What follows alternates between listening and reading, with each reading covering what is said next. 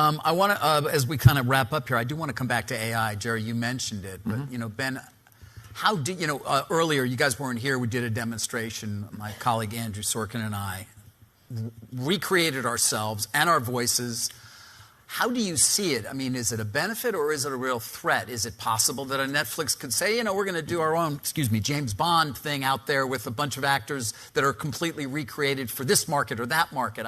A, that's not possible now. B, will it be possible in the future? Highly unlikely. C, movies that will be one of the last things, if everything gets replaced, to be replaced by AI. AI can write you excellent imitative verse that sounds Elizabethan. It cannot write you Shakespeare. The function of having 2 actors or 3 or 4 actors in a room and the taste to discern and construct that is something that currently entirely eludes AI's capability, and I think will for a meaningful period of time. What AI is going to do is going to disintermediate the more laborious, less creative, and more costly aspects of filmmaking that will allow costs to be brought down, that will lower the barrier to entry, that will allow more voices to be heard, that will make it easier for the people who want to make Good Will Huntings to go out and make it.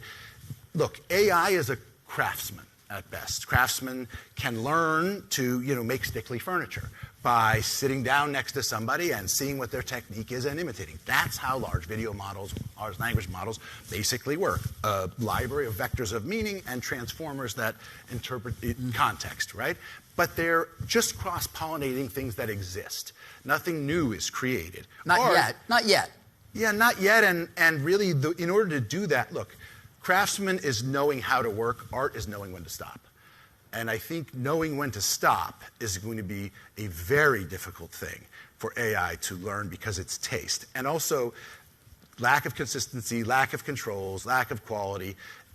AI, for this world of generative video, is going to do key things more. I wouldn't like to be in the visual effects business. They're in trouble. Because what costs a lot of money is now going to cost a lot less. And it's going to hammer that space, and it already is. And maybe it shouldn't take 1,000 people to render something, but it's not going to replace human beings making films. It may make your background more convincing. It can change the color of your shirt.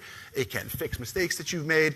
It can make it, you might be able to get 2 seasons of House of the Dragon in a year instead of 1. And if that happens, according to macroeconomics, in cultures where there are basically oligopolies competing, what should happen is with the same demand and the same spend is they should just make more shows, which should, you should have the same spend and now you can just watch more episodes. And eventually AI will allow you to ask for your own episode of Succession, where you could say, I'll pay $30, and can you make me a 45-minute episode where, like, Kendall gets the company and runs off and has an affair with Stewie?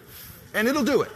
And it'll be a little janky and a little bit weird, but it'll know their stats, it'll know those actors, and it will, remix it, in effect, right. And it will do that. That's the value, in my view, long-term of AI for consumers, which is eventually my hope for AI is that it's an additional revenue stream that can replace DVD, which took 15 to 20% out of the economy of filmmaking, which is, and there should be negotiated rights and residual rights to say, if you want to, because what do people want to make 5-minute, 30-second TikTok videos where they look like the Avengers? Well, great. You can, just like you used to be able to buy your Iron Man costume at the store, you're going to buy your Iron Man pack and you and your buddies are going to look like Iron Man and Hawkeye, like, on Twitch. That's what's going to really happen.